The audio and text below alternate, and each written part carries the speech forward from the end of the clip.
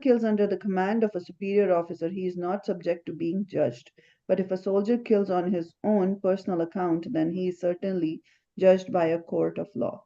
Hare Krishna. Yeah, very important or good concept to understand that because we are not the doer, right?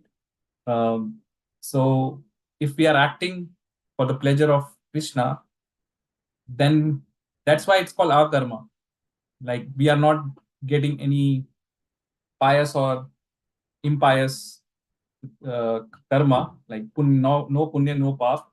And that's why Krishna was telling to Arjun that he's kind of saying is that one who is not motivated by false ego, whose intelligence is not entangled, though he kills men in this world, is not the slayer. He's telling him not directly but indirectly that because he one of the reasons why Arjun was saying that he doesn't want to fight is because he needs to kill and he thought he will incur the sin. But he's saying this is purely this kind of thought is purely motivated by false ego because you are thinking that you are the doer, that you are gonna kill. But if it is approved by Krishna, if you are fighting for Krishna, for example, and same applies for us if we are working for Krishna.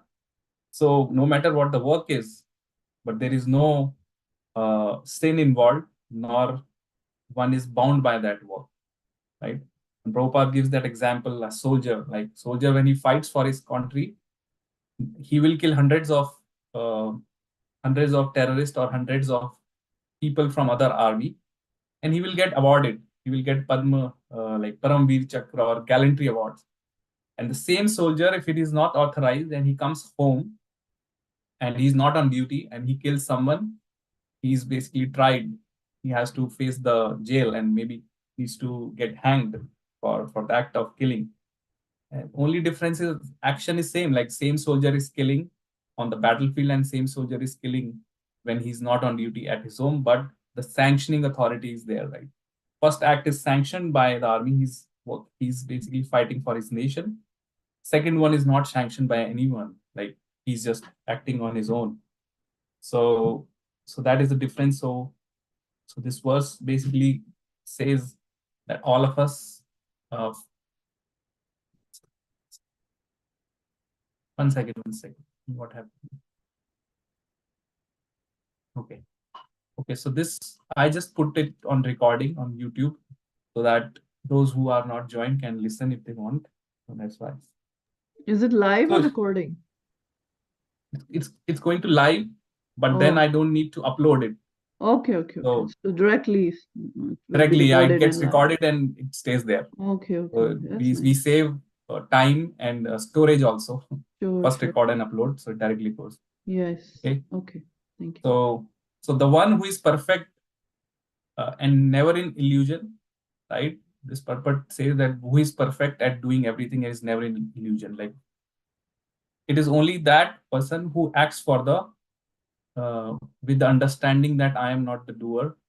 I'm just an instrument, and it's the Supreme Lord who is the supreme sanctioner, and he does not care about his personal gain. Like all his acts are basically done with the intention of pleasing the Supreme. Right? On the other hand, if someone acts out of false ego, and then he thinks that he is the doer, and if he doesn't have the understanding of this concept that ultimate sanctioner is Lord Krishna, then he's bound, he's liable to get punished. He's also bound by his action, right? So that is a whole, like if one can understand this concept, then one will be at least careful uh, in always doing the right acts for the pleasure of Krishna. And when we discuss Yukta Viragya, we'll discuss this more in detail. How can we connect every action of ours and make it Krishna conscious, right?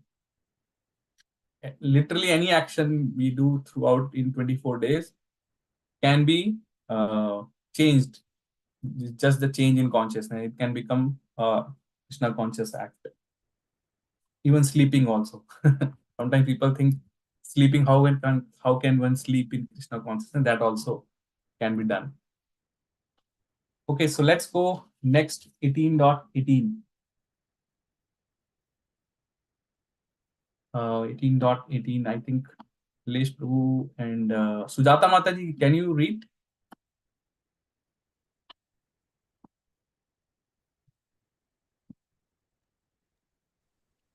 Prabhuji, I can read if you wish. Okay, you go ahead, Prabhu. Sorry, Prabhu. Hare Krishna. Jnanam ya dhyenam parij nata trivida karma kodana karanam karma karteti trividaha karma sangraha.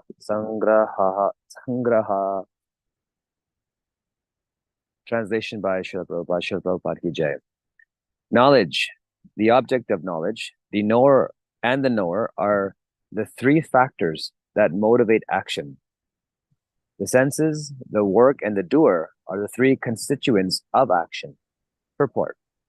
There are three kinds of impetus for daily work: knowledge, the object of knowledge, and the knower. The instruments of work, the work itself, and the worker are called the constituents of work. Any work done by any human being has these elements. Before one acts, there is some impetus, which is called inspiration. Any solution arrived at before work is actualized is a subtle form of work. Then work takes the form of action. First, one has to undergo the psychological process of thinking, feeling, and willing, and that is called impetus.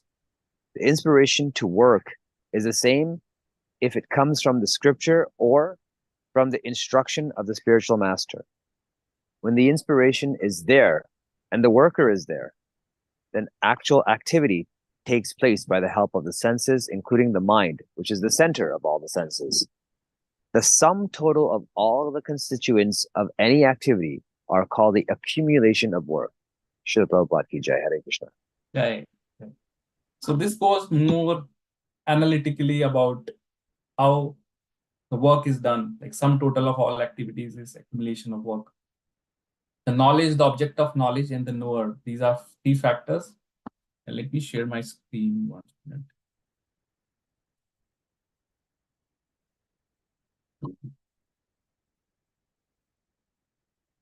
You can see my screen, right? Yes. Can you see my screen? Yes, Prabhuji, we can see. Okay. Yes, Prabhu, yes. Okay. So in this verse, there are basically three motivators and three constituents of action, which are described. Like what are the motivators for a work to be done? And then the constituents of action, like what exactly action happens. So motivators are the knowledge, the object of knowledge, and the knower. Okay, what does it mean? That any action you think, it has to be motivated by knower knowing the known. In other words, the knower has to know about the activity, what it has to be done. If someone doesn't know, then how will he perform? So activity is motivated by person perceiving a desirable object goal, like, right? And being thus inspired, action is carried out by senses with the effort and exerted by doer. Doer is the karta, which is the soul. Okay. So three motivators of action are the knowledge, object of knowledge, and the knower. And three constituents of action. Now, once you have the motivation, you know what needs to be done and you know how to execute. At least in the mind, it has to be clear. And then you actually execute it, and which makes the action, which is basically the senses. You have to engage the senses in doing the work, then the actual work and the doer again. Okay. So just goes little deep in analytically understanding these actions. Like, for example, inspiration. Inspiration, there has to be, before one acts, there has to be some impetus, which is called inspiration, which is nothing but endeavor. Like something should be there. Like, for example, now I see Ras Mandal Prabhu is in gym, just to give. So there has to be some motivation why he's going. Like, so it had to be clear in his mind. Okay, I have to go there. Maybe I have to exercise, keep myself fit. So some inspiration is there. Next comes the work. Any solution which is arrived at before work is actualized is a subtle form of work. Okay, before even we perform any action, any work with by engaging senses, as I was saying, the solution should be clear in our mind, right? And this is how the work has to be performed. If it is not clear in mind, then we will not be able to perform that work. So it had to be clear. That is called object of knowledge. Okay, object of knowledge meaning it had to be known. Whatever work needs to be done, at least the object of knowledge should be clear. And then further in the purport, again, it mentioned impetus, that first one has to undergo the psychological process of thinking, feeling, and willing, and that is called impetus. And then further it explains that even the inspiration to work is same if it comes from scripture or guru, right? And that is a sum total of all constituents. So the thing to remember is 3 motivators of action and 3 constituents of action. Motivators are knowledge, the object of knowledge, and the knower. Constituents are senses, work, and the doer. Okay, so that way one can remember, but this is more of going into further detail. Okay, so next we go to a section called the modes of the 3 modes. It controls all the activities. We already discussed in the 17th chapter how the 3 modes impacts literally everything in our life, right? So it's kind of lot of things would be again repetitive, but Lord Krishna will again touch upon all these concepts. So from 1819 to 1840, the next 21 verses are all talking under how the different modes control our activities, right? What is the knowledge in goodness, passion, ignorance, then who is the knower, the person acting in that knowledge, how he is in these 3 modes. So it's kind of a recap of chapter 17 again. Let's see. Okay. 19. Can I read? Sujata Prabhu? Mataji, yeah, you can read now. Hare Krishna. Jnanam karma cha karta cha tridaiva guna vedataha prochate guna sankhyaani yatha srinutani api. Translation and purport by Srila Prabhupada, Jai Srila Prabhupada. According to the 3 different modes of material nature, there are three kinds of knowledge, action, and performer of action. Now hear of them from me. Just don't need to read purport. So we are not gonna read purports of you because this is all repetitive. I'll just explain what is there in purport. I'll just again share my screen. Okay. So let me give me 1 minute. So as I mentioned, from 1819 to 40, there is just a common theme that there are 3 kinds of knowledge, action, and performer based on the modes of material nature, right? In 19 particularly, it just describes or it just starts with this thing that in accordance with 3 modes, there are 3 kinds of knowledge, 3 kinds of action, and 3 kinds of performer of those actions. Okay, and then from next verse, Krishna starts again speaking about the one who the knowledge in goodness, and then he will speak about knowledge in passion and knowledge in ignorance. Okay, so this verse is just a starting point to start that conversation with Arjun. Okay. So next one, anyone can read 1820 Sanskrit. I can read, Prabhu. Yes. If no one else is available. Yeah, go ahead. Sarvabhuteshu yenaikum bhavam avyayam mikshate avibhaktam vibhakteshu tajjnanam viddhi satvikam. Translation: that knowledge by which one undivided spiritual nature is seen in all living entities, though they are divided into innumerable forms, you should understand to be in the mode of goodness. Yeah, just no need to read purport. Yeah. So very easy, like the one basically one who understands and recognizes that there is a soul. That is what is mean, knowledge by which one undivided spiritual nature is seen in all existences, which basically means in simple language, the knowledge by which one understands that there is a soul and this body, and the same soul is part of all the living existences, all the living entities, bird, animal, aquatics, plants. And one who possesses this knowledge is in the mode of goodness, right? Very crystal clear, he defines that one who has the understanding of soul is in the mode of goodness, and he acts in that mode. This is also the beginning of any spiritual discussion. That's why chapter 2 discusses Lord Krishna starts with just the soul part, like soul, super soul, and he describes at length the characteristics of soul and difference between soul, super soul. This knowledge is considered in the mode of goodness. Okay. So next one, 1821, would be the knowledge in mode of passion. Anyone for 21? I can read. Yes. Praktvena to yaj jnanam nanabhavam pratagvidhan veti sarveshu bhuteshu tajjnanam vidhi rajasam. That knowledge by which one sees that in every different body there is a different type of living entity, you should understand to be in the mode of passion. Yes. So this is not the true knowledge. Basically, the knowledge by which one sees in every different body there is different type of living entity, right? That is the knowledge in mode of passion, because they don't understand that that body is not the soul, right? So the concept that material body is the living entity, and with the destruction of body, consciousness is also destroyed, right?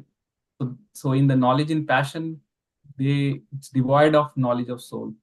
They consider the one who is in mode of passion that this body is everything, and once the body is destroyed or gone, the consciousness is also destroyed. And that's why they see that different body are kind of different living entity. So they don't see that same soul is present in all the living entities, be it the plant, be it the bird or aquatics. They think these are all different types of living entities based on the outward body, right? So if you ask what is the cause of different bodies, then the answer is they say bodies differ from one another because of development of different types of consciousness. And no separate soul, body itself is the soul, and consciousness is temporary. This is all flawed reasoning. This kind of knowledge is not as per our Vedic scriptures. That's why it's knowledge in the mode of passion. Okay, so if you need to remember, knowledge in goodness is one who understands the existence of soul and the same soul present in all bodies.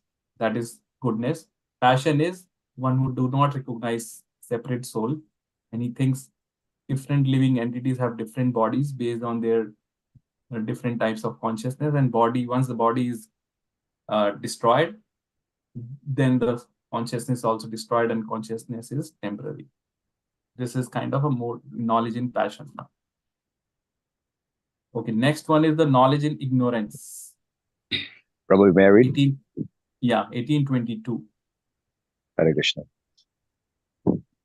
Yattu kritsna vad ekasmin karye saktam ahaitukam athat vartha vad alpam cha tat masam udartam. Purport by His Divine Grace Srila Prabhupada Bhakti Jai. And that knowledge by which one is attached to one kind of work as the all in all, without knowledge of the truth, and which is very meager, is said to be in the mode of darkness. Srila Prabhupada Ki Jai. Yes. Yeah.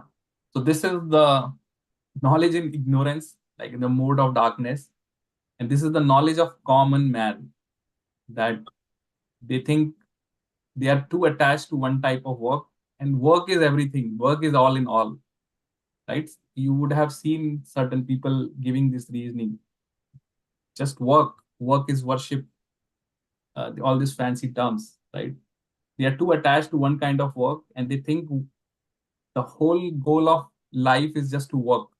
Just to work, make money, enjoy life, do eating, meeting, sleeping, all this, and then just go. That is all.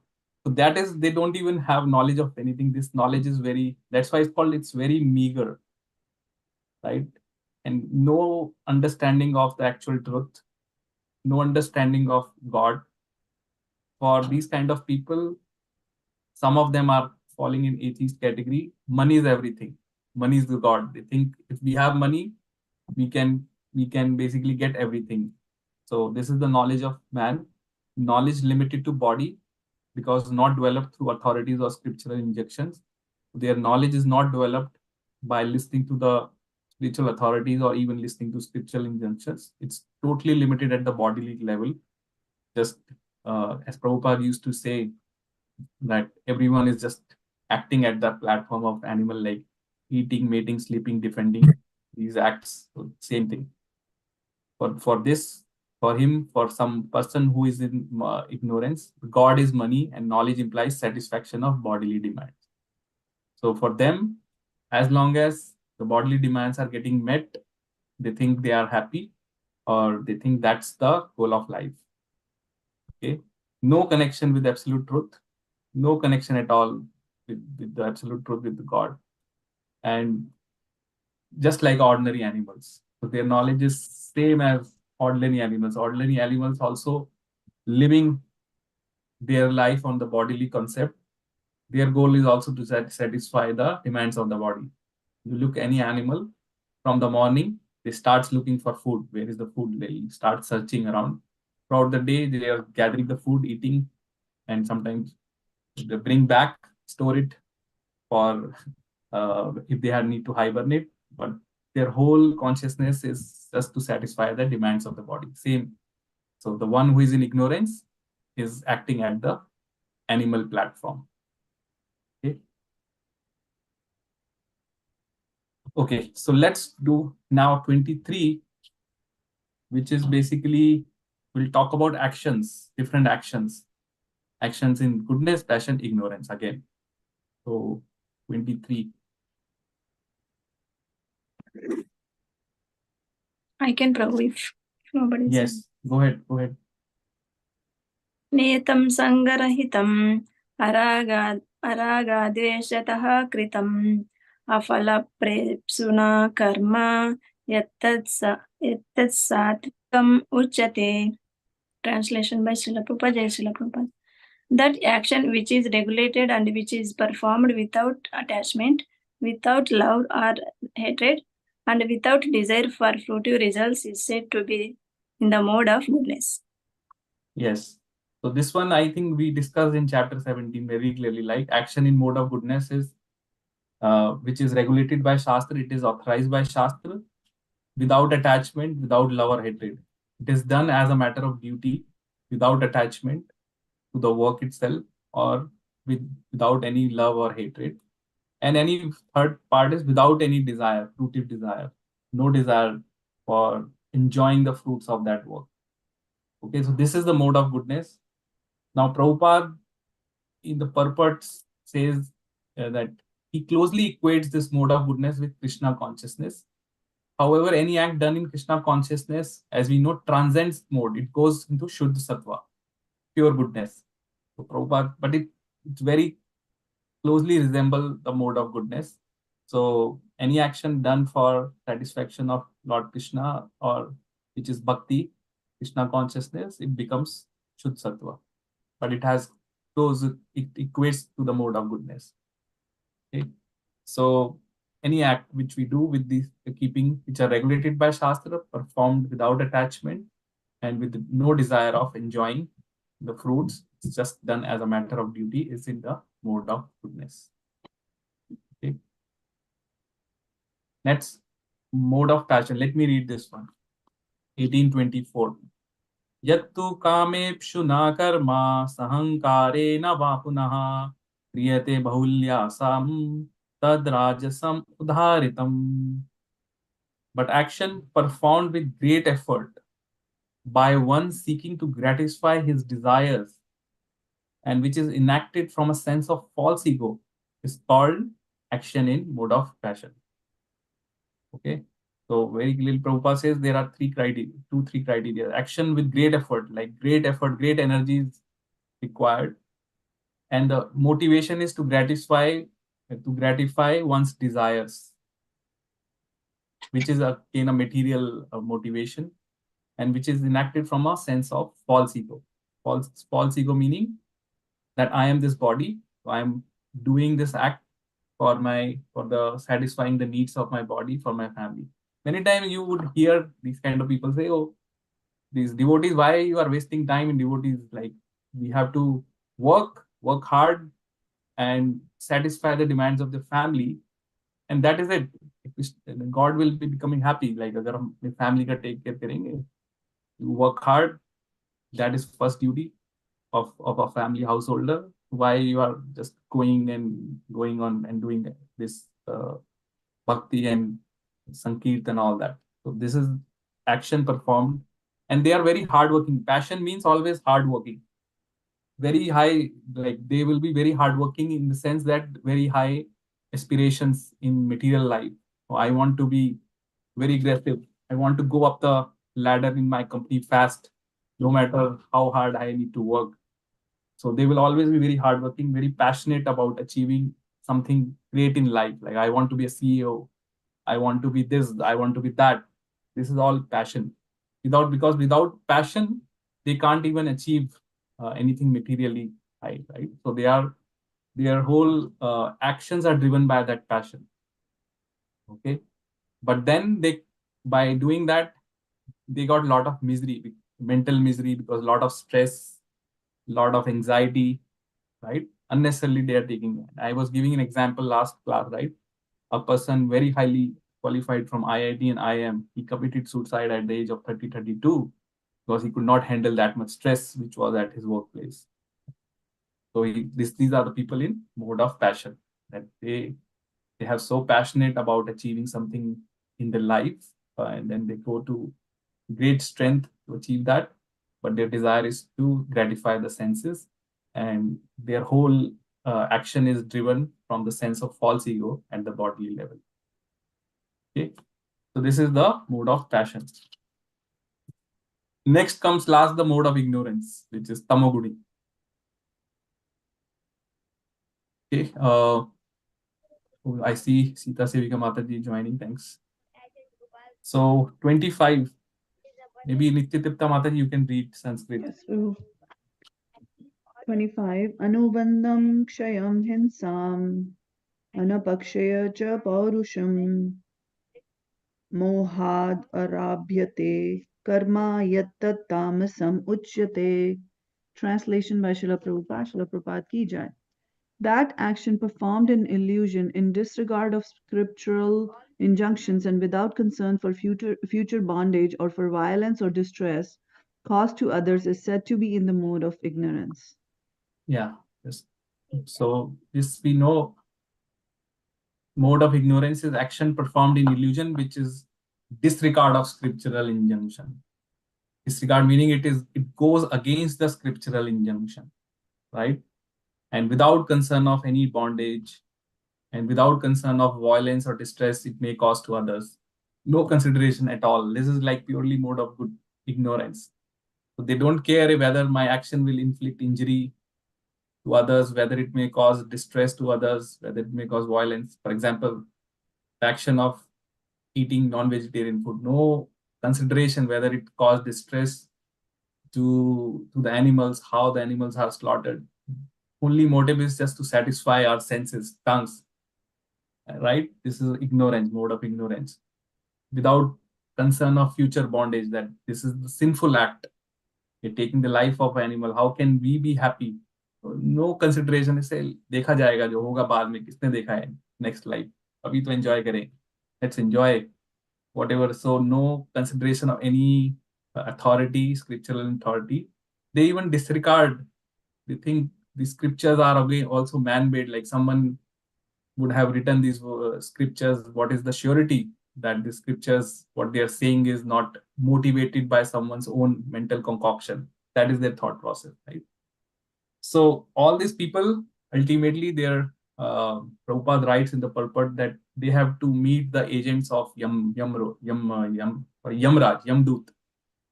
One has to give accounts of one's action to the agents of Supreme Lord called Yamdutas. 99 or 100% people, 100%, not even 99, who are acting in mode of ignorance are going to face Yamdutas after their end of life. And then they have to give account of each of their actions in front of Yamraj. And then they go to one of the 28 hellish planet, and then they have to suffer, get beating for some time. They get a special body called Yatana Sharir. And the beauty of that body is it gets hundreds and thousand times more pain than this human body, but it will not die. Like the soul will not come out of that body. Like if you give pain to this body, the soul will immediately come out, like, and then leave the body. But in that Yatana Sharir, soul will remain and feel the pain. So that is the special kind of body given those who go to hellish planets. Similarly, those who go to upper planets, Bhog, like the planets of demigod, they are given special body just to enjoy the material thing. There is no path there in the upper planets. Simply you are just enjoying the fruits of your pious credits, punya, and once the credits are gone, then you come back. So that is how. Now this body in human form is made up of both punya and pap. That's why we enjoy the fruits of punya and we also suffer the results of pap. So it's a mix of punya and pap. Okay. Prabhu, I have a So- question. Yes. I mean, personally, we have done some things in the mode of ignorance before coming into Krishna consciousness. You know, we have acted and we have done a few things, or we don't know Right. how many, right? There is Right. so what happens? Like now you are performing bhakti. Now, I mean, you're trying to do. Yes. So how does that work? Like you still have to suffer those bad karmas? So whatever you have done in this life, like whatever was done in Let's say this previous, life, we don't remember the past, but we are yeah, still this why exhausting don't worry. Like karmas. by taking Yeah, Harinam can burn all yeah, the reactions of previous, past, and present karma, whether yeah. good or bad. Everything gets burned. You don't need to worry So this about life, what past life, anything, it will be burned. it will I be mean, burned. depending on the But level of bhakti, right? You can't just expect the yeah, result. but one thing to understand, जैसे बोलते हैं ना, जो पुरानी जो खेती किया है अब वो तो बनेगा, तो जो पहले उसको किया है, तो जो ये शरीर बन गया है, तो अब right, इस right. शरीर में जो प्रारब्ध है, जो भी वो भोगना तो है, like भुगतने whatever पड़ेंगे. we have to suffer, that we have to suffer. Only thing we can do, what Krishna can do, is he can reduce the suffering. Suffering. Right? That is in his hand. We can't. So Maybe we hellish can't. planet में ना जाए, कहीं और कुछ मिल जाए. Hellish में Get तो the- नहीं जा रहे. You For get sure, the after this birth, anyone who is taking the name of Krishna, who Hari, is Lord chanting, Hari, is not yeah. going to hellish planet. 100% confirmed. Yamraj has given instruction to Yamduta not even go Yeah, closer to touch the him. person who is chanting For the name sure. of Hari. Yeah. So don't worry. That's Yeah. why we are making everyone chant these names of Krishna and making Because Prabhupada to save them. Because they are ignorant. But Prabhupada and all the acharyas, they are so compassionate that they are not ignorant, and then they see the future of these people going to hellish, so they are saving. Anyone taking the name of Krishna, if his bhakti is not done, and he's not going to, let's say, back to God at spiritual world in next life, at least he's coming back on earth. Yeah. And there is another section in, I was reading, Vishnu Chakravarti Thakur says, let's say a devotee is chanting Harinam and he has material desires, lot of material desires. Krishna will fulfill those desires in next life. He may take birth in the kingdom of Indradev. But then from there only he can go to the spiritual world. That's called Krama Mukti. So Krishna will fulfill all desires. Trama? Huh? Trama Mukti? Krama Mukti. Brahma Mukti. Like he does not have to come back from again from Swarglok to back to earth and again start all over again. From there. He can, from there also he can go to spiritual world. It's only the scriptures जो भगवद गीता में लिखा है ना कि you have to come back from Swarglok and take birth again. That is purely written for one whose only motivation is to enjoy with no connection to bhakti. They only perform acts to achieve to that higher planets. Like someone wants to go to moon, someone wants to go to this planet, that planet. Right. They have to come back because their motivation is not bhakti, but to go to those higher planet to enjoy. While in case of bhakta, it's called a krama mixed bhakti. Like bhakti bhi kar raha hai, but he also has some desires. Right, ऐसा right. होना चाहिए या Mhm. whatever desire he has. So वो fulfill होंगे. Krishna will Desires fulfill will those be desires before he goes to spiritual world. हम्म वहां जाके फिर ऐसा नहीं रह जाए कि कुछ मिस कर दिया, यहाँ पे कुछ रह भगवान कह गया. रहे हैं यहीं पर कोटा खत्म कर लो जो हाँ, करना है. जो भी Don't करना है यहीं ask, पे सब कर लो. don't ask Once you for go it. there, don't It's have to all. come back. So There is yeah, spiritual bliss there. So when you yes, get there, you cannot expect material. You know. yeah, Yeah. yes, Prabhu, exactly. one more So thing. yes, I know you talked about the action in mode of goodness, and you said goodness and pure goodness is very similar. So it's kind of, can you cite some examples, like, because it's so confused. Like sometimes, you're doing a right thing and you think that, okay, this is, but what is pure goodness or it is goodness? Just to get more so idea yeah, about the only actions. difference is one act can be in goodness. For example, as I was saying, giving charity is a mode of Right. goodness. When Yeah. you connect it with Krishna, it becomes pure goodness. Pure goodness. Okay. Okay. There is, Yeah. yeah. So a lot Giving it of to billionaires the are giving temples or to, charity yeah, for, let's say, there's flood relief and there is this AIDS program and all that. Like big that's goodness. millionaires are giving. Bill Gates, all of them have Mm. charitable foundations. This is all mode of goodness, right? The Okay. moment you connect your action with Krishna, Krishna. it becomes transcendental pure goodness. So when you're performing, let's say, action and goodness, let's say charity, you said. So then, I mean, you're still expecting the results of it. That's what it is, right? Like in No, return, no, you no. want the The okay. if So you that's in expect passion. return, that becomes passion. Passion. Okay. Yeah. So goodness is just you do the You charity, give but you're not anonymous, expecting. like anonymous Yeah. giving. Okay. The Okay. moment you are expecting something, it becomes same thing becomes now Passion. passion. Yeah. Yeah. Okay. And when you're not doing anything, it's ignorance. You're doing all bad stuff. Yeah, everything for Not me giving. only, You're just not for giving me. nothing. And yeah, that is That's ignorance. ignorance. That's Okay. ignorance. Correct. Okay. That's good. Prabhu, sorry, one more thing. Sorry, there is some music on the back. When you said that whoever is taking the Krishna name, he will not go to the Yamraj department, Yes. like he's not suffering that all these atmas. Right. Okay. 100% guaranteed. He's not going to Okay. Yamlok or Yamraj. And because this Yamraj में इतना power नहीं है, इतनी शक्ति नहीं है कि वो जो हरिनाम ले रहा है उसको कुछ कर सके. The person who is taking हरिनाम, he goes beyond the jurisdiction of Yamraj. He is directly under the control of Krishna. So Yamraj cannot touch that person. In fact, that's why we are saying to take harinam, because this is the currency which is used after life. All the other currency, dollar, US dollar, Canadian dollar, they will be of waste after. The only currency which is used once one leaves this world is the currency of Harinam. And one who has accumulated that currency will be basically worshipped across whole universe. So Namraj cannot touch that person. He will be either he will be going to the spiritual world or he will be coming back again in the family of Vaishnavas, in the family of devotees, resume from where one left. Right? So it's all auspiciousness for devotees, like there is nothing to worry. That's why Krishna says there is no loss at this endeavor. Even a slight progress done is eternal. There is no loss. Because Arjun का यही question था कि कहीं ऐसा ना हो कि हम कृष्णा कॉन्शियस भक्ति करें तो ना उधर के रहे ना इधर के रहे, लाइक भक्ति भी नहीं हुआ और उधर से भी लॉस हो गया, मेटीरियल भी एंजॉय नहीं किया. Don't worry. There is no loss in this endeavor. Even a little progress done is eternal. It's eternally going to one's account. So that surety is given by Lord Krishna himself. And that's why we see, like, if you see now the children who are getting born in the family of devotees, by their actions only you will know that they have been doing bhakti previously in previous lives, right? Because they have inclination to an attachment, like inclination to perform those acts. They are already in the mode of goodness, all this. So you can see in reality also getting proved about this fact that people get chance to take birth in the family of devotees, but they are not going to the hellish planet. Hellish for those who are acting in ignorance.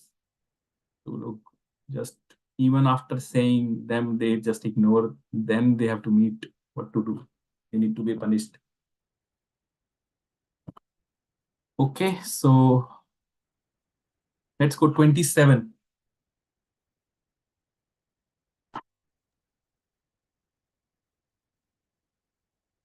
Work. And So 26 नहीं 27. किया प्रभु हमने नहीं 26 नहीं Yeah. किया? Okay, sorry. So I 26, think sorry. we did not. Yeah. 26. Okay, I think 26. yes, Prabhuji. Yes. मुक्त संगो न हम वादी धृत उत्साह समन्वित सिद्ध असिद्ध्योर निर्विकार कर्ता सात्विक उच्यते. Translation and purport by Srila Prabhupada. Srila Prabhupada ki jai.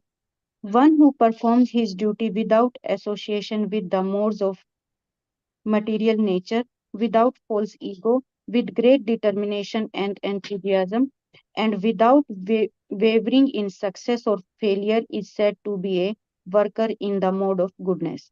Purport. A person Purport in... nahi padna Mataji, because we Okay, have sir. already discussed all this in previous chapter. This is a recap. Okay, so this is now, first we talk about the work. What is the action in these three modes? Now Krishna is talking about the worker. Worker meaning the one who is doing that action. Okay, so again, the worker in goodness, he performs his duty without association with modes of material nature, without false ego. So there is no attachment. So his work is driven purely from the point of goodness, and it's done with great determination, with lot of enthusiasm. And he does not, he's indifferent to success or failure, because he understands success or failure lies in the hands of Krishna. So he's equipoised, whether he's successful, whether his act is successful or it results in failure, he's equipoised, right? Because he's first of all not attached to the work, he's doing as a matter of duty with determination. It's not that he's doing half-heartedly that work. ठीक है, हो गया तो हो गया, नहीं हुआ तो ठीक है, ऐसा नहीं. He's giving his 100%, but at the end he's leaving the success or failure in the hands of Krishna, because he understands there are 5 factors for any work to be done, and final is sanction. So he's equipoised. The success hua, that's good, and if failure hua, that's okay, you can try again. Okay, so again, in the purport, Prabhupada again equates the mode of goodness with Krishna consciousness, right? But Krishna consciousness, as I mentioned, is any act done is pure goodness. Okay, next, let me do next one myself. Ragi karma phala prepshur lubdo himsatmako shuchihi harsha shokanvita karta rajasa parikirtitaha. But that worker who is attached to the fruits of his labor and who passionately wants to enjoy them, who is greedy, envious, and impure, and moved by happiness and distress, is a worker in the mode of passion. So this is the symptoms of worker in mode of passion, that he's first of all attached to the work and fruits of work. He wants to enjoy those fruits. He's also greedy, and sometimes he acts enviously, and he's moved by joy and sorrow. Like he could not remain equipoised. He's basically affected by the success or failure of his work. Why? Because he's attached to the work and also the fruits. And he's too much attached to certain kind of work or result, because too much attached for material health, materialistic home, wife, children, and he has no desire for higher elevation. So this is the worker in mode of passion. Now you may be thinking that the one who is, that anyone may not be like, in reality, everyone has shades of all these 3 modes. But as I mentioned in chapter 17 also, predominantly, let's say someone is acting in goodness, then that is his mode. But that doesn't mean that he may not have shades of passion or ignorance. He may have certain shades, right? So in reality, individual will have a mix of all these 3. But the predominant mode is the mode which decides what mode one more associates with, right? So that is how it works. And when one acts for Krishna, it's basically transcending these three modes and going to pure Shuddha Sattva, pure goodness. And at that level, one is purely doing everything for the pleasure of Krishna. Also in passion, one does not care whether he's about cleanliness, uncleanliness. He doesn't care whether the earning which he is doing comes from like right resources. Like he doesn't basically takes into account whether this is the money which he is acquiring or earning is pure or impure. Even if he has to do some illegal things to earn more money, he will not hesitate. Like he will do it because his core motivation is to enjoy, right? So he's very happy if his work is successful, and again, he becomes very distressed if work results in failure.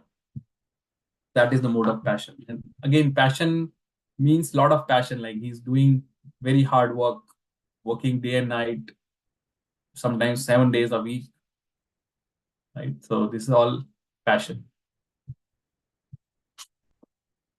Next, last comes in ignorance. Let me read this one too. Ayuktaha prakrita stabdha satho neshkrito alasaha. Alasa means alsi. Vishadi dirgha shutri cha karta tamas uchyate.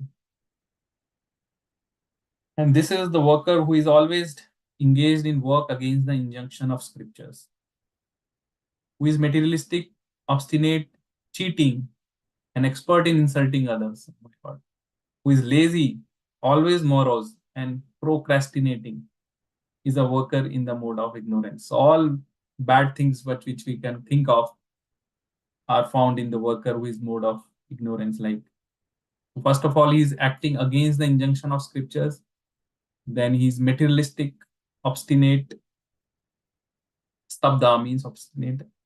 Cheating, he's a big cheater, and also very expert in insulting others. For he's always believing like he's always right, and he does not hesitate to insult others. Always have a cheating tendency, and at the same time very lazy. Like someone in ignorance will be very lazy. He will be just sleeping too much and very lazily he will behave.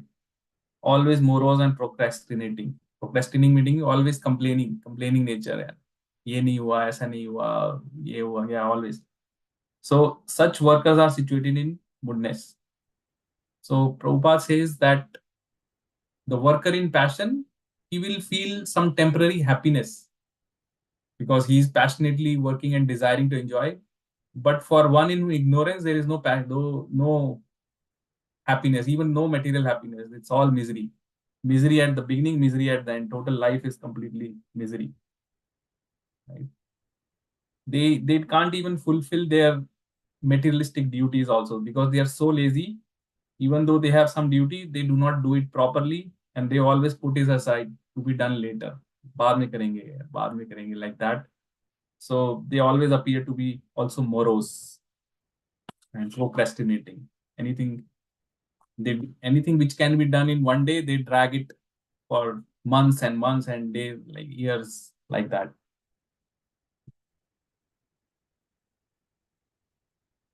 Okay, so this is so now we will see these. So we discussed now 3 actions and the workers of those actions, right? Now we'll understand or discuss about the understanding. Even our understanding and determination also is in these 3 modes: goodness, passion, ignorance. So who wants to read next one? 29. I can, Prabhu, if you want. Okay, yes. 29. बुद्धेर्भेदं धृतश्चैव गुणतस् त्रिविधं शृणु प्रोच्यामानमशेषण अशेषण पृथक्तेन Dhananjay. Translation by Srila Prabhupada. Srila Prabhupada ki jai. O winner of wealth, now please listen as I tell you in detail of the different kinds of understanding and determination according to the three modes of material nature. We're not reading the purpose, Read next right? one also, Mataji. Next one? Okay. 30 30. also. प्रवृत्तिं च निवृत्तिं च कार्याभयाभये बन्धं मोक्षं च या वेत्ति बुद्धि स पार्थ सात्विकी. Translation by Srila Prabhupada. Srila Prabhupada ki jai. O son of Pritha, that understanding by which one knows that ought to be done and what ought not to be done, what is to be feared and what is not to be feared, what is binding and what is liberating, is in the mode of goodness. Hare Krishna. Yes. So now Krishna is talking about the understanding, the knowledge. Understanding in goodness. So understanding in goodness means one has this intelligence that in life what needs to be done, what is priority, and what not need to be done. This has to be clear. What is to be feared, what is not to be feared. What is binding and what is liberating. He has this understanding that performs, like there is a performing actions in terms of scriptural directions. It's called pravritti, that one has to act as per the scriptural directions, and that won't bind one.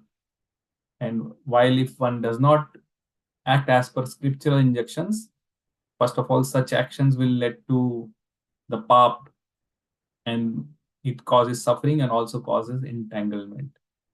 So at least the one who is in goodness has the understanding of what needs to be done, what need not need to be done. He has understanding. That's why he's in the goodness, right? So he's at least clear in this aspect, and his intelligence is rightly situated in the mode of goodness. So there are three things, right? Mind, intelligence, false ego. So mind is the one who keeps generating ideas. Okay, we ye karte hain. Mind is, that's why mind is chanchal. Now intelligence is kind of a gatekeeper. It filters. So वहाँ filtering होता है, mechanism of intelligence is filter. Okay, this is right, I will do it, or I will do it something. This is wrong, reject it.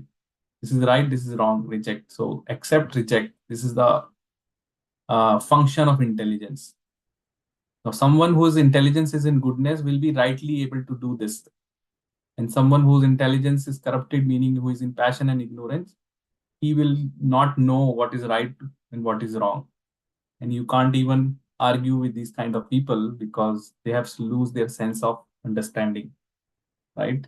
So intelligence is very key for one to act in mode of goodness.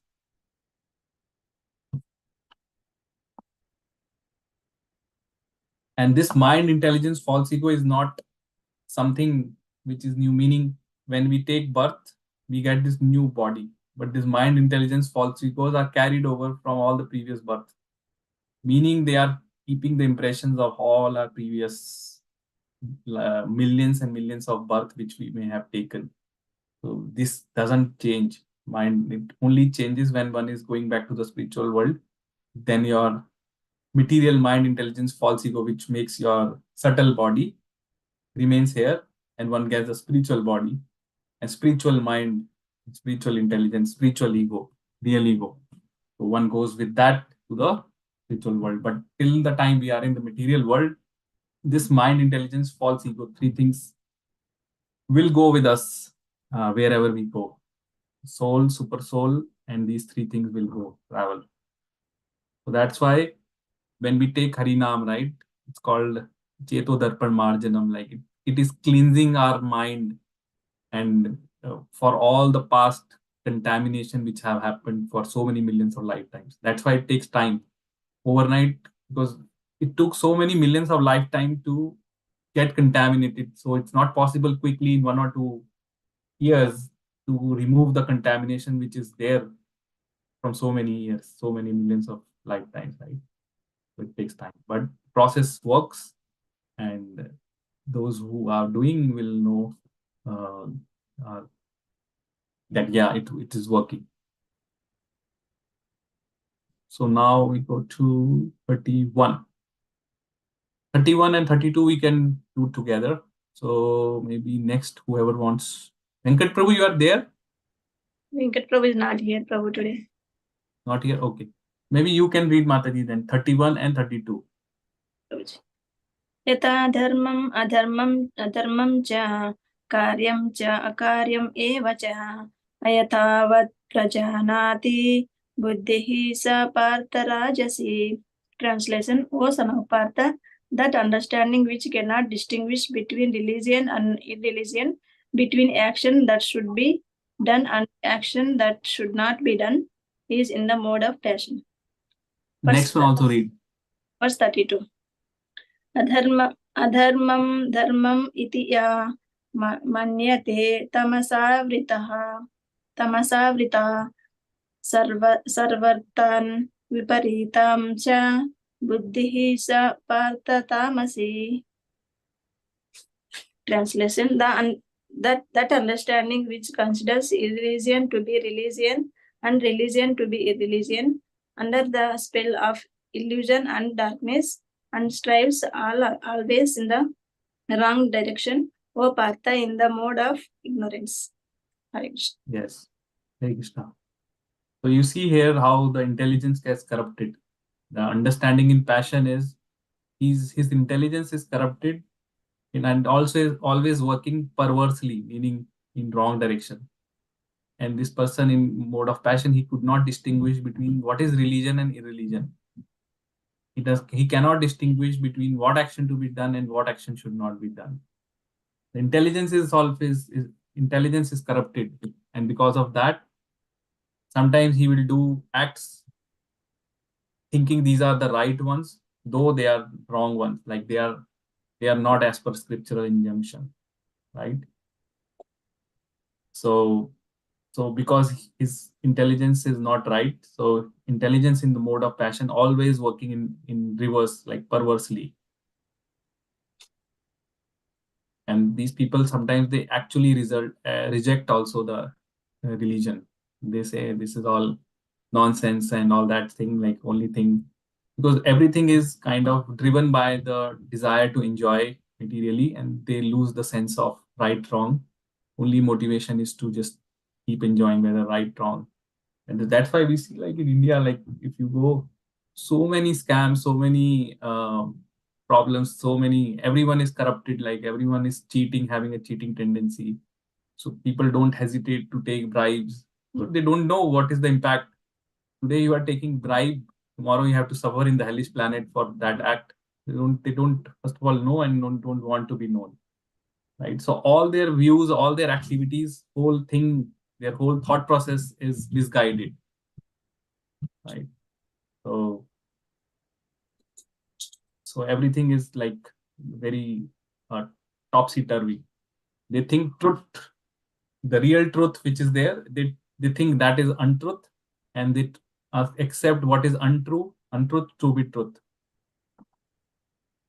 Okay. Now comes the last part, which is the understanding in ignorance. There is this like completely reverse. They consider irreligion to be religion and religion to be religion. This is like the situation, like completely reverse. One step further ahead of passion people, they are kind of totally on the wrong path. They are always going in the wrong direction, and under the spell of illusion and darkness, they are always in the wrong direction. And sometimes if the leader of the whole country or leader of the particular sect is like in this, the whole country is kind of going in that, right? It has impact. That's why in the previous Vedic times, you see the king always had one Maharshi, like the saintly person, Brahmana, who has the knowledge of entire Vedic scripture. So king always used to consult him in all the actions in running the kingdom, right? You would have seen even when Lord Ram was there were King Vashisht. He used to be attending his meetings with all the ministers and everyone. That was a trend. That way they always want to act righteously. If they could not differentiate what is right wrong, they have the advice of saintly people there. But today all this is missing. So yeah, so that is the understanding in ignorance, which is completely opposite for the understanding in ignorance, goodness.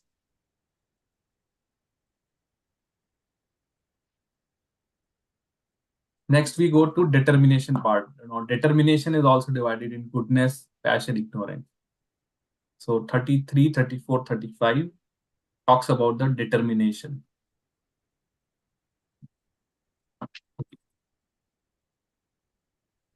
So maybe Sita Sevika Mataji, you can read Okay, 33. धृत्या यया धार्यते मन प्राणेन्द्रियक्रिया योगेन योगेन व्यभिचारिणा धृति सा पार्थ सात्विकी. Translation: O son of Pritha, the determination which is unbreakable, which is sustained with steadfastness by yoga practice, and which thus controls the activities of the mind, life, and sense, is determination in the mode of goodness.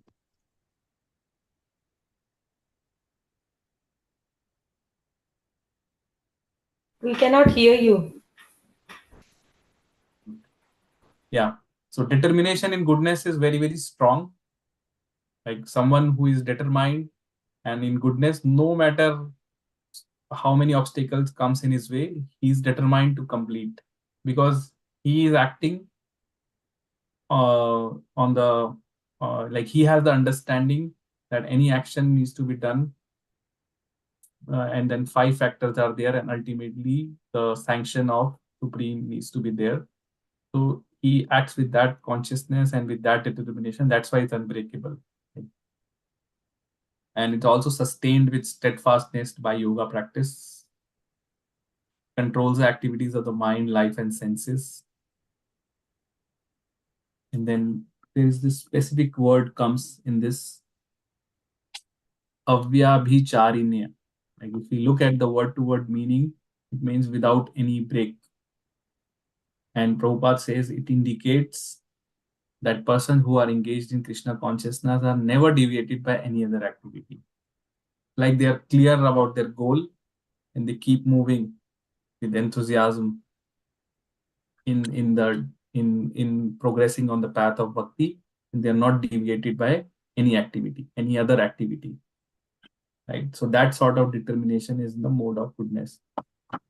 Right? You would have seen someone who is doing deity worship for years, every day, morning or like whatever time comes, 30 years, 40 years, we have devotees.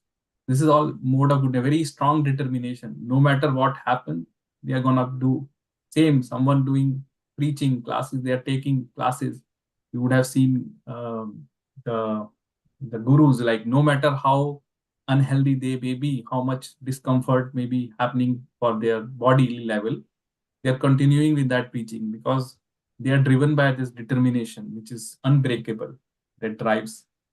So that is how someone who is having strong determination in the mode of goodness keeps working for the pleasure of the Supreme.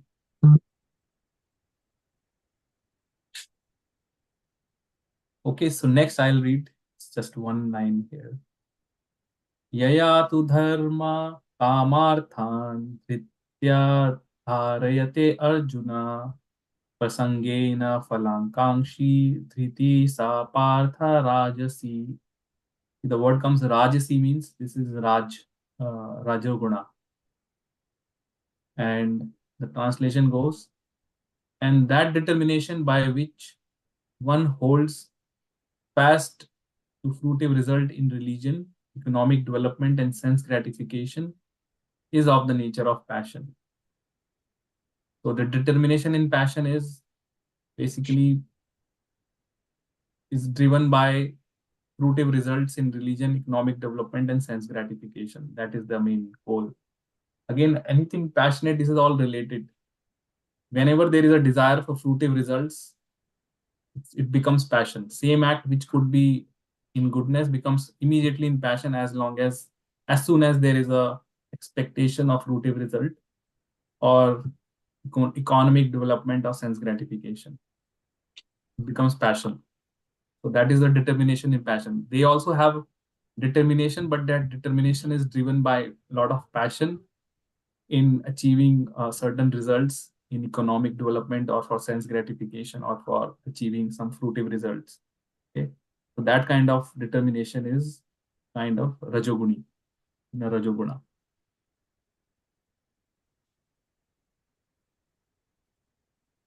Last one in this 35.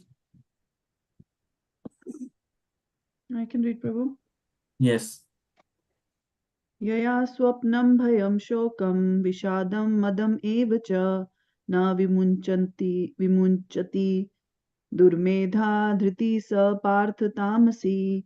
Translation: and that determination which cannot go beyond dreaming, fearfulness, lamentation, moroseness, and illusion, such unintelligent determination, O son of Pritha, is in the mode of darkness. Yes. So here dreaming means sleeping. Dreaming also comes for someone in mode of goodness, but here specifically Prabhupada writes that it should not mean concluded that person in mode of goodness does not dream. He also dreams, but here the dreaming means sleeping. Too much sleeping, too much is considered as a mode of ignorance. Sometimes you will feel people saying that they take extreme pleasure in sleeping. आज क्या कर रहे हैं, आज सिर्फ सोएंगे ही. So that is the mode of ignorance. One cannot go beyond sleeping, and always they are always thinking or dreaming about uh, how can we lord over material world, how can we become millionaire, how can we become this that, but they are lacking that passion. They are not even going to that. They are just होता है ना ख्याली पुलाव बनाना, बस बनाते ही रहते हैं अपने dreams in dreams. They remain in their dreams and they can't even act to achieve those dreams, materialistic dreams. Okay, so their determination is very very weak. They are not at all determined, and they cannot go beyond fearfulness, lamentation, moroseness, and illusion. They are always like, क्योंकि वो life में कुछ ज्यादा कर नहीं पाते हैं, always they are lamenting and they are morose. Neither materially they are doing, neither spiritually. So their life is just kind of a waste. The one whose determination is ignorance, or they are kind of in ignorance. Okay. Now comes the happiness part. Happiness is also in these three modes.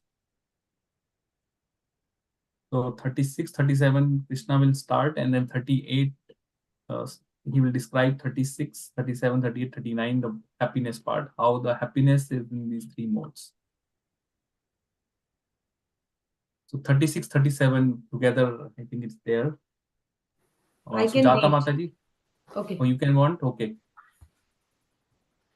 Go ahead. सुखम तव इदनिम त्रिविधम श्रेणु में भारत सभा अभ्यसत रमाते यात्रा दुखंतम च निज्यति. Translation: O best of Bharatas, now please hear from me about the three kinds of happiness by which the conditioned soul enjoys and by which he sometimes come to the end of all distress. Do we need to read the purport?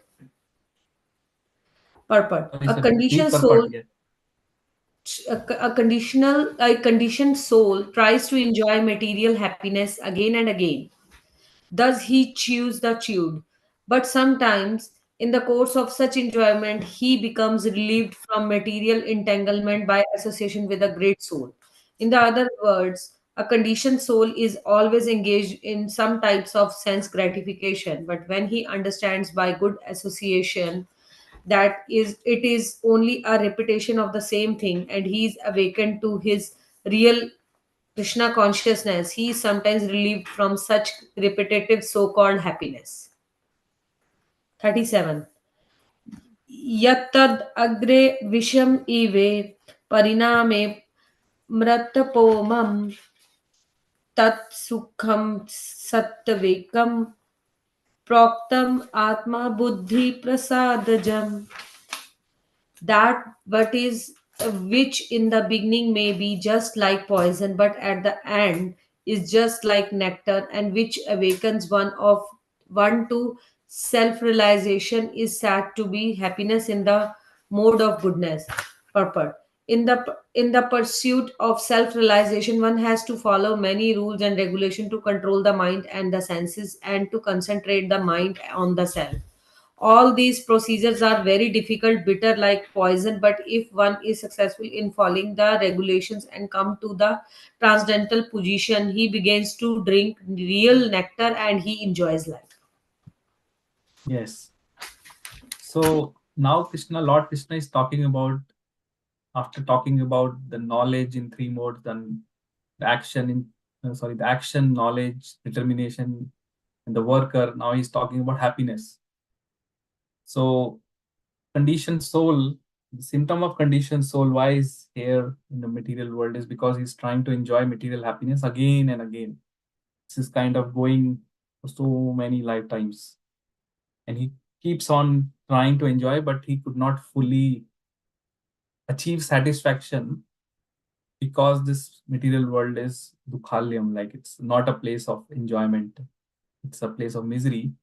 So it's like Prabhupada gives the analogy like a chewing the chewed.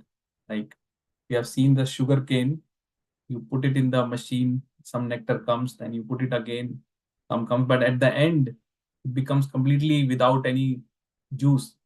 So if you keep chewing that chewed, which is already chewed, that is the kind of happiness people are looking after. It's already, all the rust has already gone out from this material world, and still they are trying to extract juice by chewing that chewed thing. But there is no little drop may come, and that's what people are just after, and they're thinking, oh, they have achieved some enjoyment, right? So this is going on. This is the happiness in this world. It's like chewing the chewed. And how to get relief from such entanglement or repetitive so-called happiness is if one comes in contact, in association of great souls who can awaken the Krishna consciousness in these people.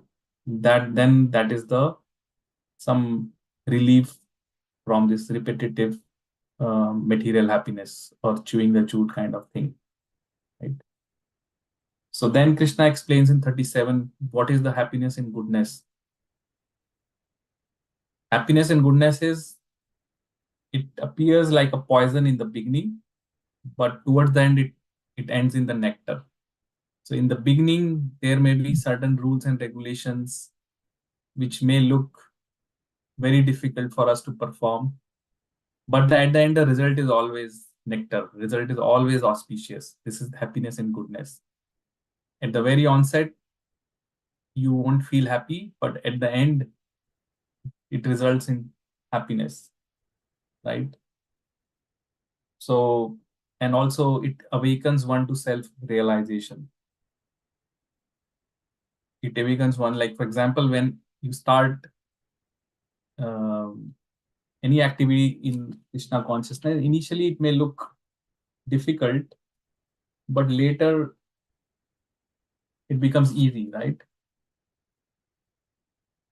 It becomes easy. So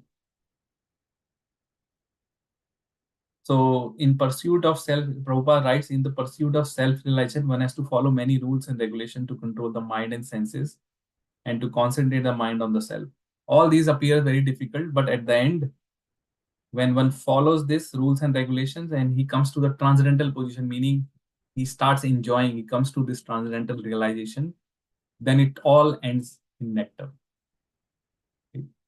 Same goes like you pick any act, like some initially everything appears difficult, how this would be done, now kaise karenge, how will that, but at the end it results in happiness, true happiness, that is happiness in goodness.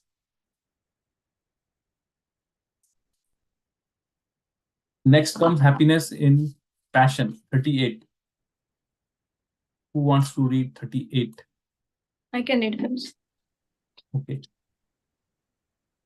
Vishayendriya samyogat yattad amritopam pariname visham iva tat sukam rajasam splitam. Translation by Srila Prabhupada, Jai Srila Prabhupada. That happiness which is derived from contact of the sense with their objects and which appears like nectar at first but poison at the end is said to be the nature of passion. Read the purport. Purport by Srila Prabhupada, Jai Srila Prabhupada. A young man and a young woman meet, and the sense drive the young man to see her, to touch her, and to have sexual intercourse. In the beginning, this may be very pleasing to the senses, but at the end, or after some time, it becomes just like poison. They are separated, or they are divorced. There is lamentation, there is sorrow, etc. Such happiness is always in the mode of passion. Happiness derived from the combination of the senses and the sense objects is always a cause of distress and should be divided by all means. Yes. So Prabhupada give a very practical example from the life, like the happiness in the mode of passion. It appears like nectar in the beginning, but it ends in the poison. Because it actually is a poison, but just because the intelligence of someone in passion is corrupted, to that person it will look nectar at first, but it will end as a poison at the end. So all this live-in relationship, boyfriend, good friend, which is prohibited by our Shastra. Like these are all vikarma. There is a sinful reaction one has to bear. So it will all look, someone who is in passion, it will look, this is all good, everyone is doing, everyone is all acceptable. But then there is, at the slight argument, there is separation, there is divorce, there is lamentation, there is so much sorrow. Not only that, there is sorrow in this life and sorrow in next life also, because it's not ending at that, right? Because you have indulged in something called vikarma. So you have to bear the result in future lives also. So it doesn't end in this life. So such happiness is always in the mode of passion, which is derived from a combination of senses and sense objects, and always becomes a cause of distress, right? So, yeah. Okay, last one, the 39, which is the happiness in ignorance or tamoguni ignorance. Please read someone from. I can read, Prabhuji. Okay, yes. यद अग्रे चानुबन्धे च सुखं मोहनम् आत्मनं निद्रा आलस्य परमादोत्थं तत्तमसम् उदारितम्. Translation: and that happiness which is blind to self-realization, which is delusion from beginning to end, and which arises from sleep, laziness, and illusion, is said to be of the nature of ignorance. Purport पढ़ना है प्रभु जी? पढ़ना है purport, yes. Purport by Srila Prabhupada ki jai. One who takes pleasure in laziness and in sleep is certainly in the mode of darkness, ignorance, and one who has no idea how to act and how not to act is also in the mode of ignorance. For the person in the mode of ignorance, everything is illusion. There is no happiness either in the beginning or at the end. For the person in the mode of passion, there might be some kind of ephemeral. Ephemeral means temporary. Okay. Happiness in the beginning and at the end distress. But for the person in the mode of ignorance, there is only distress both in the beginning and at the end. Hare Krishna. Yeah. So this is the thing. The one who is in mode of ignorance, their happiness, there's no happiness. Looks maybe happy, because their happiness, Prabhupada writes, or Krishna says, their happiness is blind to self-realization. They are seeking happiness in sleeping, laziness, illusion, like not taking shower. This is all happiness for them. Like just getting up at 2, 3 in the afternoon, not taking shower, just like So this is all happiness for them, sleeping. But first of all, they will have misery in the form of like they will not have good health. Plus, because they are more in the mode of darkness, which is tamoguni, there is no happiness either in the beginning or end. As I was saying, at least the one who is in passion will derive some temporary happiness, ephemeral happiness. But the one who is in ignorance, is no happiness. It's all distress only in the beginning and end, no happiness at all. So, so for these people in Tamoguna, it's like their life is miserable and they are kind of completely wasting the human life. Prabhuji, I have a question. Yes, Those Prabhuji. people in the mode of ignorance, like I'm just thinking right now as you read this, that I think about people that are, in the streets, living in tent city in Toronto, who may find happiness just by, oversleeping and indulging in things that they should not be. They're lazy. They don't want to work. It's a very like typical example of exactly what we're talking about here. Yes, right. And yeah, and you see like how the situation in this country, like the things which should be prohibited, like taking these drugs and all are not legal. So imagine, that's what I was saying, when the leadership as such doesn't have a sense of right and wrong. So the country will go in more in the darkness, because now the youth of this country will indulge in all those acts and will ruin their lives, right? So yeah, this is the pleasure or happiness, so-called happiness in mode of ignorance. But there is misery. There is all misery. We can know, like any happiness which is derived from intoxication is misery. Even when person, let's say, takes too much, indulge in too much drinking, like there is so many reaction. Like in the morning he will have a headache and so many other things, vomiting and this that. And in the long run also, his health, he will not be able to lead a healthy life. There will be problems like liver problem, kidney problem, all those problems, definitely. So that's why it's written here. It's misery in the beginning and misery in the end also, in all distress. So this is Tamoguna. Okay, so next go to 40. Now from this section 40 onwards, we'll discuss about again the karma yoga, which was discussed in chapter 3. Again, Krishna will bring back that, because this is a conclusion, right? So now the modes of material is done. Next section comes, which is freedom from reaction by karma yoga, purification through karma yoga. So again, all work is controlled by different modes, and one can become free or one can become bound by these three modes, right? So we'll see. Let me read 40. There is no purport, just translation. न तद अस्ति पृथिव्यां वा दिवि देवेषु वा पुनः सत्वं प्रकृति जैर्मुक्तं यद् इब्हि स्यात् त्रिभिर्गुणः. There is no being existing either here or among the demigods in the higher planetary systems which is freed from the three modes of material nature. What Lord Krishna is saying, there is nobody, neither here meaning on the earth planet, or even among the planet of demigods in Devi Devta, which can claim that he is freed from three modes of material nature. Like there is nobody, no being existing.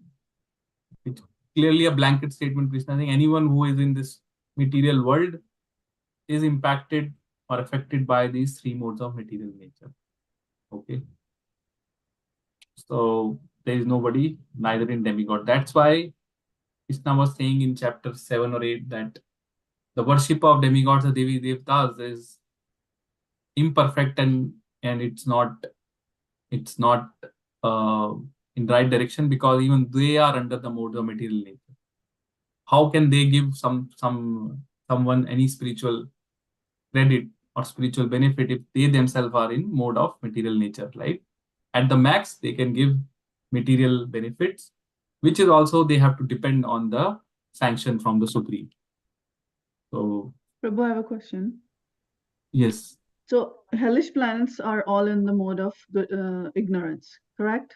Like they're all part of material world, but they're mode of ignorance. And Yamaraj and Yamadutas, they are in mode of pure goodness or goodness because they're working for Krishna. Yamaraj is Bhakt, he's pure goodness. He's Yamdutas above. may not be, because you know who become Yamduta, जिनकी वहां पे बहुत पिटाई होती है, after some time they are the ones who promotion. उनको higher कर लिया जाता है कि now you become Yamduta, और जो तुम्हारे साथ हुआ है now they go and लेके आओ उनको. लेके आओ. Those become. अच्छा, so that those are Yamadutas. Yes. Oh. Otherwise, who will become Yamduta? Their only job is to bring people, sinful people, to Yamraj in front of you. Yamraj is devotee. He's also one of the Mahajans. He's a devotee. Yeah, so he's a devotee of the Lord. He has complete understanding of Bhagavad Dharma. He's everything. Yes. That's why वो जब अजामिल को लेके आए, यमदूता को पता ही नहीं कि ये विष्णुदूता कौन है. And they were asking Yamraj that who is superior to you? Who is this authority, Krishna or Vishnu, who is superior? We thought you are the supreme. अच्छा. Because they are not aware. मेरे से ऊपर भी मेरे बाप हैं, like I am not the supreme, I'm just. Okay, yes, that makes sense. So Yamadutas are the same people, just hired in the factory. Factory. And that's why they are very ghastly looking. इतनी पिटाई होती है कि वो पूरा हुलिया बदल जाता है.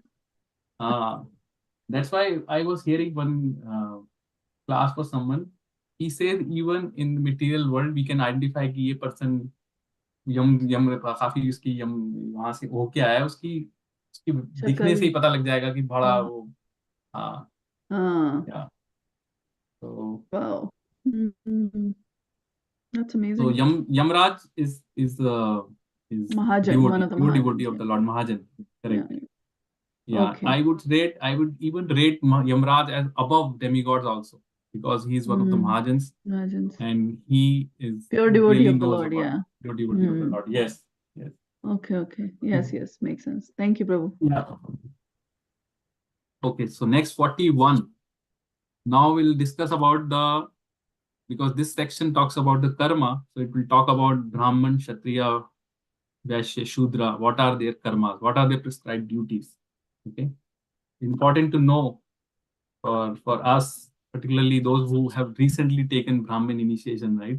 What is the qualities and duties? So let's read 41. I can read, Prabhu. Yes. No, okay.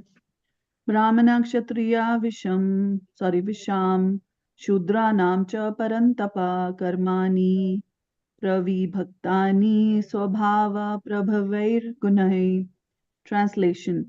Brahmanas, Kshatriyas, Vaishyas and Shudras are distinguished by the qualities born of their own natures in accordance with the material modes. O chastiser of the enemy. Read 42, 43, 44. Read till 44. Okay. 42. Shamo damastapah shocham shantir arjavam evacha jnanam vijnanam astikyam brahma karma sabhavajan jam. Peacefulness, self-control, austerity, purity, tolerance, honesty, knowledge, wisdom, and religiousness, these are the natural qualities by which the Brahmanas work. Yes. 43. Shauryam, Tejo, Dhritirdakshyam, Yuddhe Chapi, Apalayanam, Danam, Ishvara, Bhavascha, Kshatram, Karma, Swabhavajam. Heroism, power, determination, resourcefulness, courage in battle, generosity, and leadership are the natural qualities of work for the Kshatriyas. 44.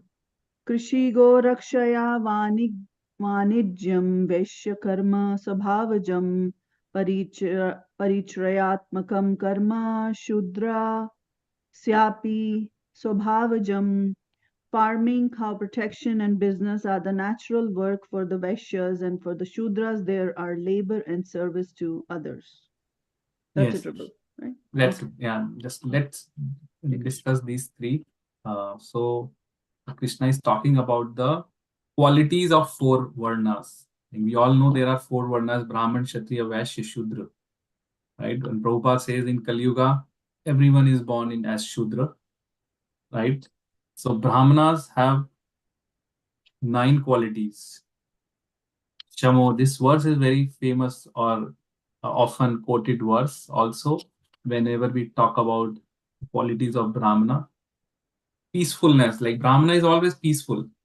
If someone is not peaceful, that means he's not showing the quality of Brahmana. Brahmanas are always peaceful. They are not worried about from where the money will come because they have full faith on the Lord, right? Very peaceful from mind. Self-control, they have a lot of self-control. They are austere. They don't hesitate in performing austerity. They are austere by nature, like they have this quality. Pure, very pure. Purity is one of the qualities, both internal and external pure, like external purity. Tolerance, very tolerant. Like they are equipoised in both good situation, bad situation. Tolerance is key quality. And Prabhupada defines this tolerance quality in chapter 13. He says, even if someone abuses you or gives you bad words, like even कोई आपको गाली भी दे दे, not to react to that, that is tolerance. Prabhupada gives this definition. And they are honest, knowledgeable, very knowledgeable in real knowledge, in the Shastra, not material knowledge. Material knowledge, real knowledge is this knowledge of Bhagavad Gita, Srimad Bhagavad, to know the gist of Shastra. Like we had, it's not for knowing, for becoming knowledgeable, it doesn't mean that one has to be literate. Even illiterate can be a knowledgeable person, right? In our Guru Parampara, we have 2 Babajis. So both of them have never gone to any school, no formal education, but they are knowledgeable. They know the gist of the Shastra. They know they are self-realized person, right? So that is the definition of knowledge, not the knowledge, material knowledge. They have a lot of wisdom and religiousness. 9 qualities of Brahmanas. And I remember when I think recently last year, when devotees from here went to Baltimore for taking initiation, second initiation, everyone was remembering or trying to remember this verse because they were thinking Guru Maharaj will ask, what are the qualities of Brahmana? So I remember everyone was quoting this verse and trying to remember, right? So these are the qualities. Those who look for second initiation or already initiated should see that they should at least have these qualities or try to cultivate these qualities of Brahmana. Important. Then comes the quality of Kshatriya, which is 7. Heroism. Kshatriya has to be heroic, like they have to be very powerful, like very aggressive, powerful, because if there is no power, then they can't fight. Kshatriyas, the main thing is that they rule and they fight, they show courage in the battle, they are all chivalrous. All these are qualities of Kshatriyas. Determination, resourcefulness, courage in battle, generosity and leadership. Very generous, and they show the leadership. That's why Kshatriyas are the ones who are basically given the administrative powers, right? They are the ones. But in Vedic society, Kshatriyas always used to consult with Brahmanas. But in today's system, it's completely like not. First of all, Kshatriyas are not the ones who are doing administrative. Basically, Shudras are the ones who become now the administrative, and that's why the whole thing is going down. And that is one of the symptoms of Kali Yuga. In Srimad Bhagavad, it says the Shudras will be given the power and they will be the leaders of the world, and that's how the downward trend will start. So these are the 7 qualities of Kshatriyas. And then for Vaishyas, 3 qualities only: farming, cow protection, business. Right? 3 qualities: Krishi, Goraksha, and Vanijya. Very easy to remember. Krishi means farming, Goraksha means cow protection, and business. Vanijyam, business. They do these 3 things. They protect the cows, they do farming, all they do business. These are the qualities of Vaishyas. And the Shudras they have just one quality. They just help all these three uh, Varnas in executing their task. So service to others, that is the quality of Shudra. And there is labor and service to others. So by doing all this prescribed duties, we'll go further. How next 1845 to 48 will show that purification through Karma Yoga. Anyone who, because these Varnas are determined based on the qualities and not by birth. Like someone cannot claim one himself to be Brahmana just by taking birth in the family of Brahmana. If he does not have these qualities, if he is acting like Shudra, then or Vaishya, then that would be his true Varna.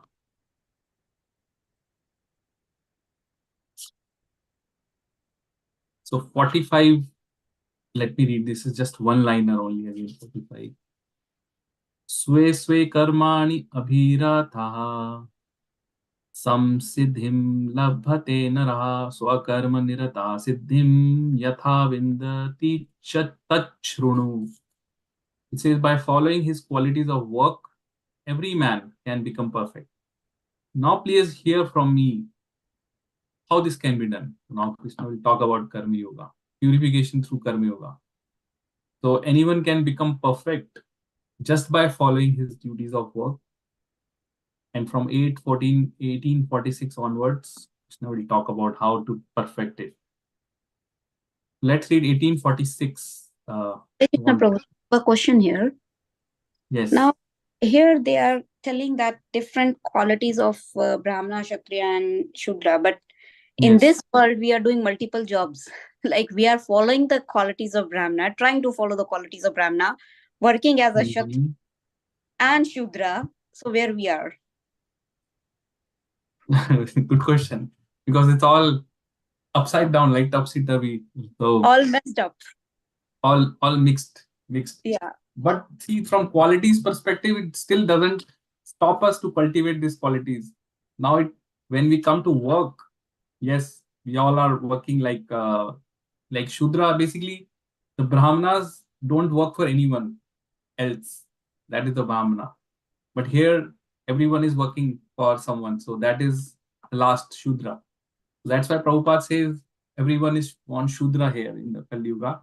And then when one attains this certain qualities, and through this process of initiation, one becomes and elevates to the Brahmana, right? So to answer your question, even though some people are working and doing, but if they have these qualities and they are following their vows and maintaining those vows, they should be considered like Vaishnava. Like Vaishnava goes beyond the Brahmana. Vaishnava is above Brahmana because he is chanting the holy name of the Lord, right? So Vaishnava position is topmost and doesn't care or talk about the qualities like this Varnas. It goes beyond Varnas. That's the point I was saying. Just to give you an example, in Gaur Leela, right, in Chaitanya Mahaprabhu's Leela, there was one devotee, I forgot his name. Guru Maharaj gives very often example. He used to sell bananas. He used to sell bananas and he's very... Kelavachi Sridhar, yes. He used to sell bananas, very very poor. उसकी धोती में भी 100 holes थे और एक छोटी सी झोपड़ी थी, उसमें से पानी गिरता रहता था, एक ही लोटा था उसके पास. And even he was so poor, now Chaitanya Mahaprabhu as Nimai used to go with him and try to bargain him.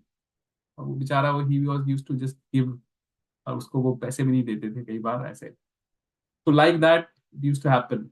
But he was one of the most exalted devotees and very close devotees. जब Chaitanya Mahaprabhu ने प्रकाश लीला की, उसको बोला गोलावरी श्रीधर को, you ask whatever you want to ask me any boon. Now he could have asked कि मेरे को palace दे दो, मुझे ये दे दो. He asked every lifetime, I just want to serve you like this only, like you come to me and ask for, because he was enjoying that pleasure. The point here is devotees transcend beyond these Brahmana, Kshatriya, Shudra. They go beyond this, and their position is not determined by the work they are doing or the work they are actually doing. So they may be doing any of the work, Shudra or this Vaishya, cow protection, all that. But one quality which makes them great is just that they are devotees of the Lord Krishna and taking the Harinam.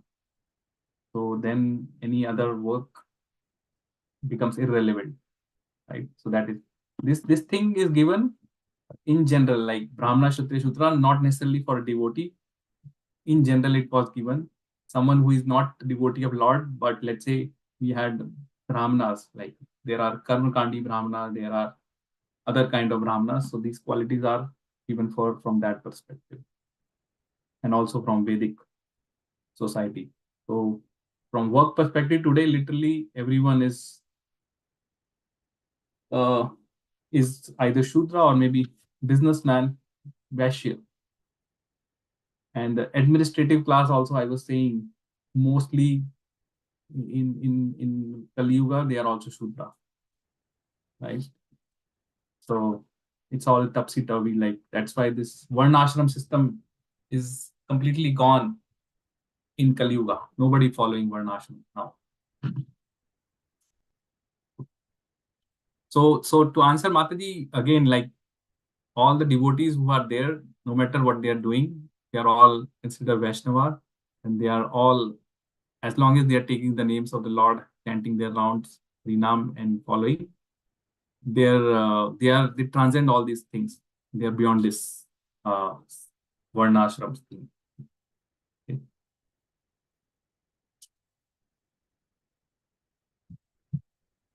Okay. 46. Okay, let's do 46. Yes, who was reading? Anyone volunteer? I can Prabhuji. Okay. यतः प्रवृत्ति भूतानां येन सर्वम् इदं ततं स्वकर्मणा तम् अभ्यर्च्य सिद्धिं विन्दति मानवः. Translation and purport by Srila Prabhupada. Jai Srila Prabhupada. By worship of Lord, who is the source of all beings and who is all pervading, a man can attain perfection through performing his own work. Purport also, Prabhu? Yes, read purport. Purport by Srila Prabhupada. Jai Srila Prabhupada. As stated in the 15th chapter, all living beings are fragmental part and parcels of the Supreme Lord. Thus, the Supreme Lord is the beginning of all living entities.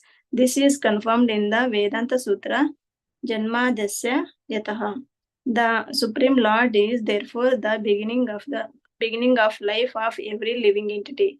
And as stated in the 7th chapter of Bhagavad Gita, the Supreme Lord, by his two energies, his external energy and internal energy, is all pervading. Therefore, one should worship the Supreme Lord with his energies. Generally, the Vaishnava devotees worship the Supreme Lord with his internal energy. His external energy is a reflection of the eternal energy. The external energy is a background, but the Supreme Lord, by the expansion of his plenary portion as Paramatma, is situated everywhere. He is the super soul of all demigods, all human beings, all animals, everywhere. One should therefore know that as part and parcel of the Supreme Lord, one has his duty to render service unto Supreme. Everyone should be engaged in devotional service to the Lord in full Krishna consciousness. That is recommended in this verse. Everyone should think that he is engaged in a particular type of occupation by Rishikesha, the master of the senses. And by the result of the work in which one is engaged, the Supreme Personality of Godhead, Sri Krishna, should be worshipped. If one thinks always in this way, in full Krishna consciousness, then by the grace of the Lord, he becomes fully aware of everything. That is the perfection of life. The Lord says in Bhagavad Gita 12.7, teshamaham samuddatta. The Supreme Lord himself takes charge of delivering such a devotee. That is the highest perfection of life. In whatever occupation one may be engaged, if he serves the Supreme Lord, he will achieve the highest perfection. Hare Krishna. Hare Krishna. This is the thing. See, last line is the key. Don't worry about whatever occupation one may be in. In whatever occupation one may be engaged, he just changes his consciousness from material to the consciousness of serving the Supreme Lord. Then he will achieve the highest perfection. Highest perfection of achieving the love of the God and also going back to the spiritual world by doing that. So that's why when Prabhupada started this movement, and even today, he never asked anyone to change his position, material position. Whatever is there, one should accept that this particular occupation is given to me by the Lord. Like, either one is doing business or one is doing working or whatever it will be. Don't worry about that. Keep doing. As long as we are able to earn enough to feed our family, have a housing, it's enough. This is all irrelevant in the material world. Irrelevant in the sense of, like, the main goal of human life is to achieve perfection, which is to revive the love for the God. So this material thing is just a means to keep the body and soul together, right? It doesn't matter if one is doing business or doing any occupation or whatever. This is all coming from prarabdha, meaning one will get whatever is there in the quota. Similarly, whatever is one supposed to do materially in life, his thought process will take him in that direction and he will end up doing. To the extent that, let's say someone is destined to, someone born, let's say born in India, but during his adult life, he's destined to be in US, life will take him to US. The situation will happen, he will go to the US and work there, right? So no, people don't need to worry about changing that. What needs to be done is to this sloka, where we have to engage ourselves in and engage our occupation in serving the Lord. So if you see the last paragraph, this first line, everyone should think that he is engaged in a particular type of occupation by Rishikesha. That is the thought process. Whatever we are doing, one should think that it is by the will of the Lord that I am engaged in this kind of occupation, either Brahmin, Kshatriya, Shudra, Vaishya, by the will of the Lord.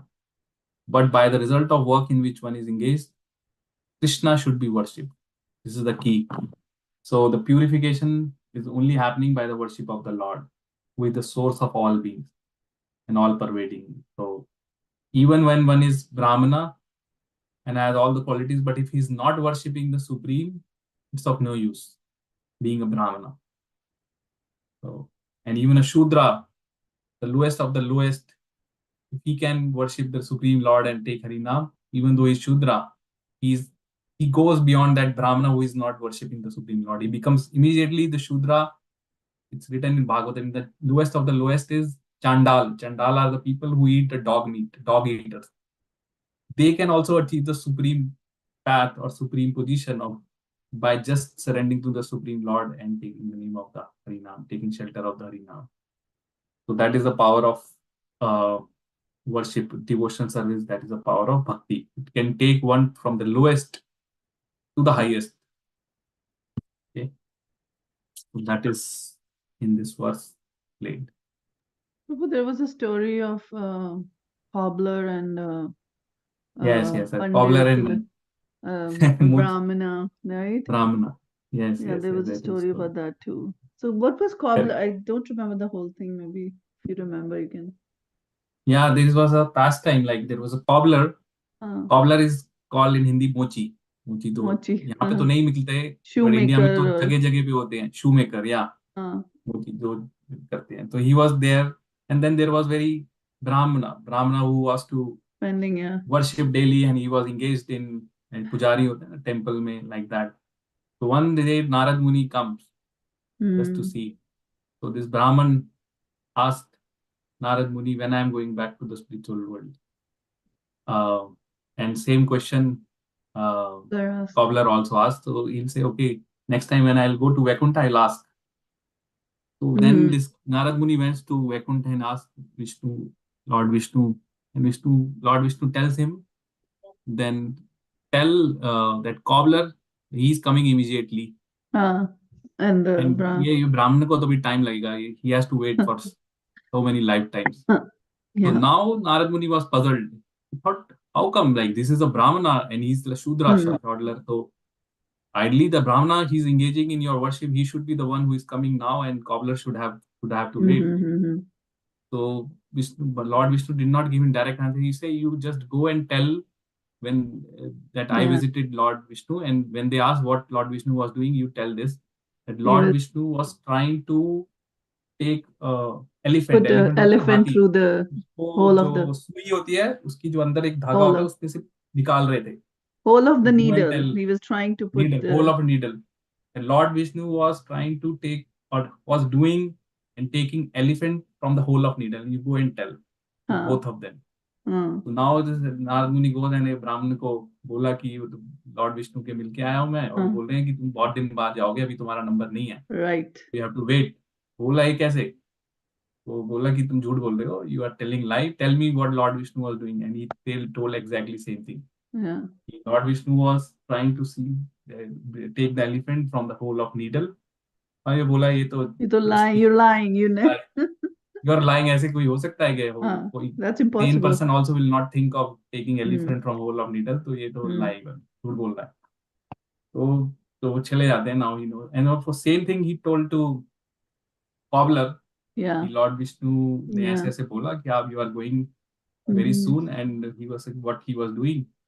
Same thing he told, that Lord Vishnu was trying to take elephant from the hole of needle. And this cobbler believed. He said, yes, that's possible. If the Lord can create a big banyan tree or a big mango tree from in a small seed, then he is able to do everything. So he was having basically the full faith. The Lord can do everything and anything. That makes him eligible to go back to the spiritual world ahead of that Brahmana, who artificially from outwardly was having the clothes of Brahmana and daily worship कर रहा है मंदिर में, but faith ही नहीं है भगवान में. So that was the thing. So that is appropriately it fits here. No matter what work you are doing, but if you have full faith on the Lord and you are worshipping the Lord, बाहर से भी करना है, but internally is the most important. Like you should be the faith, having a firm faith, and also internally should be devoted. Your actions should be. Yes, your actions should be there. So then Lord is sitting within the heart. वो तो हमको जानते ही हैं. उनको कुछ देखने का जरूरत नहीं है. We don't have to prove to anyone outwardly कि भाई society में 100 लोगों के सामने ही मैं altar पे worship करूंगा तभी मैं devotee कहलाऊंगा. It doesn't work like that. Because Lord is sitting within the heart. So, and he is omnicognizant. He's cognizant of everything going on in everyone's heart. So he knows the truth. That nothing is hidden from the Lord, right? So that was the story. Yes. Yes, Prabhu. Thank you for reminding, because I kind of remembered a little bit of it. But I thought of this. I'm like, this fits there, something. But yes, it fits exactly here. Exactly. It doesn't matter what you're born with. Like if you're born as a Brahmana or a Shudra, that does not matter. It's your actions. Correct. It's our actions. It's your actions which matters. Yeah. Yes. Thank you, Prabhu. Okay, I think 12 o'clock. We can stop here. Few announcements I need to make. One is we are almost more than halfway through this. So the exam would be on April 28th, which is from 3 to 4 weeks from now. I'm fixing the date. April 28th, Sunday. So April 28th, Sunday, it would be from 1:30 to 3:30. Let's put it like that, 1:30 to 2:30, so that there is slight buffer. 1 hour exam. Prabhuji, Prabhuji, so sorry. I have to ask you, that weekend we have year-end inventory. fiscal Oh. year end at our place. I won't be able to make that date, unfortunately. Are So we you are able not to able to. push back a week, maybe? So May you mean to 5th. say May 4th, May 5th?